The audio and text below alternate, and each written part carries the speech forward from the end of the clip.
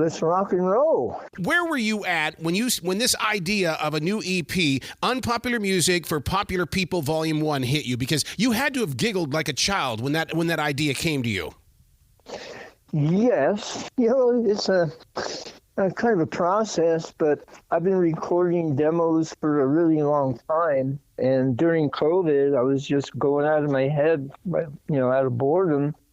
And I found a few people that were willing to come out and go into the studio and help replace some of the drum loops with some real drums. And I just figured this is about the best time to ever try and just get out and do some of my music. And yeah, I have 5 songs mixed and mastered, which I suppose would be my 5-song EP, and I still have another good 5 or 6 in the can that could be Volume 2 if I ever get them to get mixed and mastered and cross the finish line and be able to share them with you and everybody else. Sure.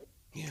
Are you redefining the term punk music? Because, there's such a great vibration in there, and it reminds me so much of the early days of punk.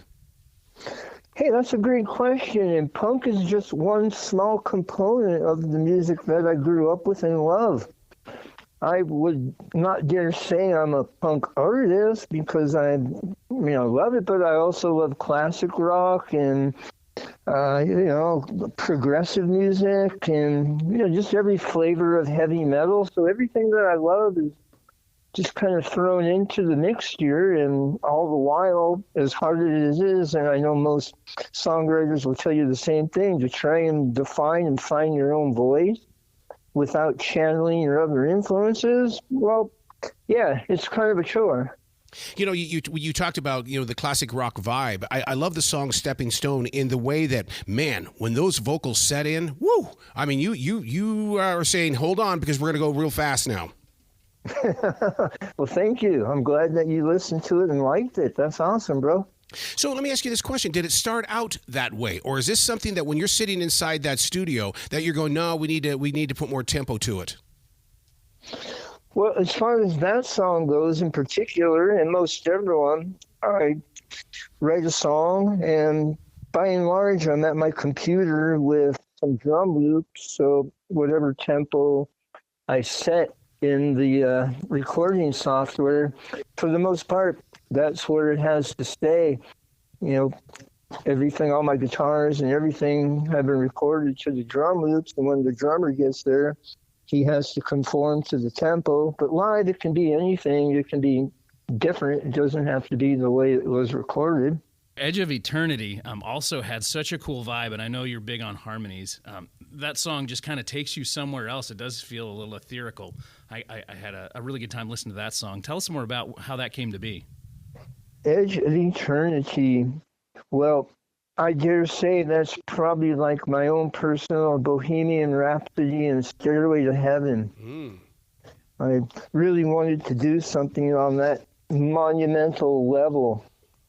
And, those types of songs from the 70s where bands didn't worry so much about format or genre per se, or, verse, chorus, verse type of arrangements. And they just really tried to be the best artist that they could be in that moment. That's what I was shooting for. Did you film any of this? Because this is the kind of stuff that maybe because we're students of the industry, just to watch you piece all of this together. Because when you take a song, Bohemian Rhapsody, and mix it up like Stairway to Heaven, it's like, my God, that should have been filmed. Well, as far as any live performances, is that what you mean? Not really. I have a couple small clips of the drummers who came in and performed the music. I do have videos, but I'm an animation student. I love 3D animation and working with Photoshop and After Effects and Blender, if you know those programs. So I did make some animated videos to go along with Edge of Eternity and Stepping Stone. Well, that's one of the first things that Carrie, who's one of the students here, she took notice of your videos, was the animation. Cool. Hi, Carrie. Rule the World on the lyric video. I wanted to ask, tell us about your lyric video. I hadn't seen something like that before. It had its own story, but the way Arrow explained it to me, it seemed like it was about the words, hearing the words and knowing the words, but there was a story with the video. So it was supposed to be like in sync with that. Well, I guess what's that little saying? Beauty is in the eye of the beholder. That's it. That's it. Yeah.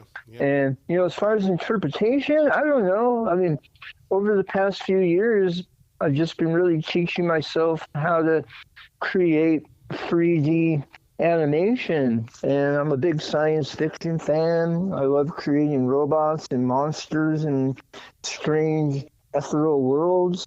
So, I mean, literally, I had about 15 or 20 of these smaller clips of the robots going in up and down different, planetary adventures. And I figured, well, maybe it's better just to put this stuff up there than look at my ugly face in a video. So I just kind of stitched them all together, and after a while, it became cohesive. And I was happy with that. Discovering the hook of a song, how long does it take you to get to it? And do you play by radio's rules in the way that radio people always say, if you don't have me hooked in 25 seconds, it's going in the trash? Oh, yeah. Well, within the industry, hooks are everything. Sure, that's what sells. That's what people chant at concerts. But as far as, conceiving a hook, well, some days they happen right on the fly within a minute. You just get a weird idea in your head and you write it down or work on it while you're playing your guitar. Other times it takes a little while for it to appear, if it ever does. Yeah, because you talked about that this project came together during the COVID lockdown, but much of this music was probably already written well before you even stepped into that studio. Well, some of it, a lot of it was in bits and pieces, and a lot of it somewhat on the fly. I had to fill in the blanks and just kind of patch it together as I became more serious about really putting a package together and getting my music out once and for all. Sure. Well, I'm sure it's great to get this all together on an album and get it out there. Are you going to put it on vinyl? I would love to. I would love to hear it on vinyl. Well, I actually, on my own behalf, called a couple record manufacturing outfits, some plants, and, I got some numbers on how much it costs to put an album together. It could be like anywhere from $5 to $8 for somebody to make their own records, depending on the packaging, the weight of the LP itself in grams, all the little things. But I'm not a great personal salesman, and I don't want 1,000 records sitting in my garage that I'll never be able to sell. You got to distribute those things for sure. I did that once with CDs like 20 years ago. It's like you're just giving them away for free after a while, whatever. But I would like to find some distribution, perhaps somebody that would be interested in working with me and getting the music out worldwide on that level. That would be fantastic. Well, absolutely, and I think your music has what it takes to bring that to people who do love vinyl, love music, and I mean that sound is so unique. Going back to the album, I loved "Rule the World," and I thought the message was maybe a little something that's currently going on in the world. Did that have anything to do with any dictators or anybody that you? I'm just curious who the inspiration was. Well, the last thing I ever want to talk at the dinner table is, politics and religion. So true. There's a golden rule there, but in today's current state of affairs, and it's funny, I was just thinking that yesterday when I was out walking my dog. It's just that I don't think anything that is really happening today may or may not be anything different than 1,000 or 2,000 years ago. There's always somebody who wants to rule the world. Norm and I were talking about the music earlier today, about how he got a different experience by listening to it through headphones, and then while he was listening to it while working or changing the brakes on his car. Did you know that your music does that? That in each place that we listen to your songs, it gives us a whole completely different experience? Interesting. Yeah. Well, okay. that's a question for like a whole hour program, just based on now I'm shifting gears and I'm putting on the music production engineering hat. Well, as you know, if you've ever created music, it's almost the curse of a music engineer because you're creating it in one environment through the studio. You may have 2 or 3 different monitor systems and some headphones.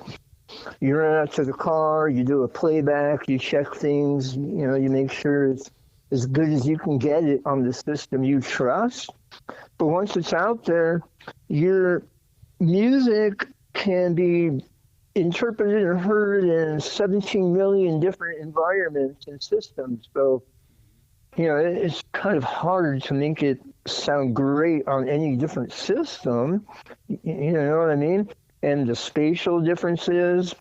But when you put on headphones, and I'm glad you brought that up because I know I drove most of my mixing engineers mad because I'm such a big fan of English progressive rock where, like Yes and Pink Floyd and Genesis and all those great bands where they made such use of stereo imaging and panning and things popping in and out of the channels really quick, sometimes very subliminal, sometimes very upfront as an effect. So that was my intention. And wow, thank you for bringing that up and having such a good ear to pick up on that in the first place. Being called an artist like no other, how do you live up to that image every time you sit down to write music? Well, I don't know about that title. I just try and do the best I can with what I have. And if I feel if it personally moves me, that's good enough. And if anyone else out there likes it, hey, that's great too. And even if you don't like it, that's great too. It's all good, man. So now you talked about Steely Dan there for a second and some prog rock, but at sometimes when I'm listening to the music, I can hear some glam rock too. Any David Bowie inspirations in your heart? I love David Bowie, but it's funny. I never intentionally set out to channel any one of his songs or any of his vibes or colors. Although, growing up, that, him and 100,000 other people coming through the radio, just, you can't help but how it shapes you. Yeah. That Fire logo. Oh, my God. What kind of an imagination went into that Fire logo? Because I am attracted to it. Which Fire logo are you talking about? The one that you posted today on Facebook? Oh, was that with the little red guy playing guitar? Yes. Oh, that's one of my cartoon sketches. Really? Oh, my God. Yeah. Oh, yeah, that's I call him the devil dog. Dang. Are you talking about I posted saying I just decided to make some stickers? Now, is it using 2 different personalities when you do your animation versus the music? I'm not too sure how to answer that. I'm just me, and I haven't sat down with a therapist to tell me I have 14 different personalities, but I'm sure I do, and they're all at war with each other. All right, we got to talk about that song, All Due Respect. I mean, every instrument that is featured plays a very important role. You could have easily compressed the hell out of this song, but you didn't. You allow us to explore with you. Yes. Absolutely. Well, number one, I hate compression. We've gone through 20 years of compressed, limited volume wars where everyone has to be louder than the next guy. Yep. And the music suffers. I put so much time and energy into my recordings with the details. And, if you're an engineer at all, just a little bit of compression will help it sit right.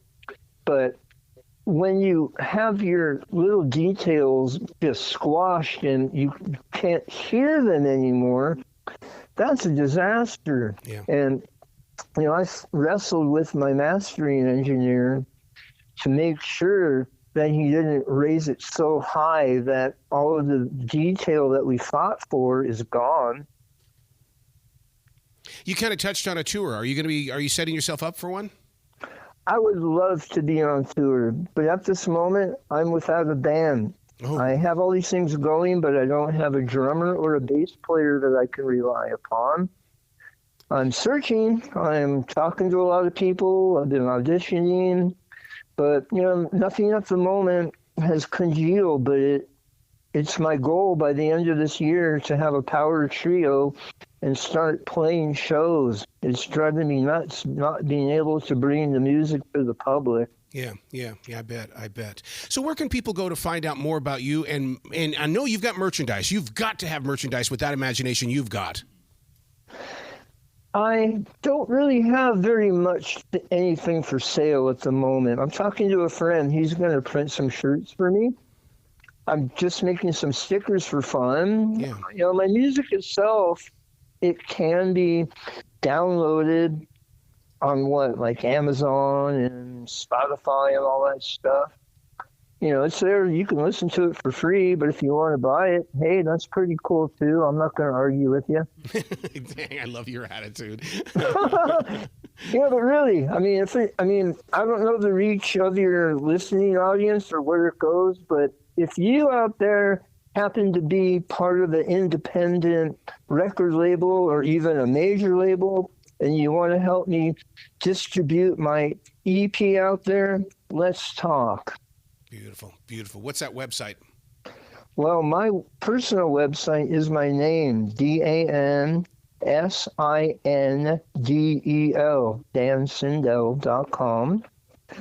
I'm on, all the regular stuff, Instagram, Facebook.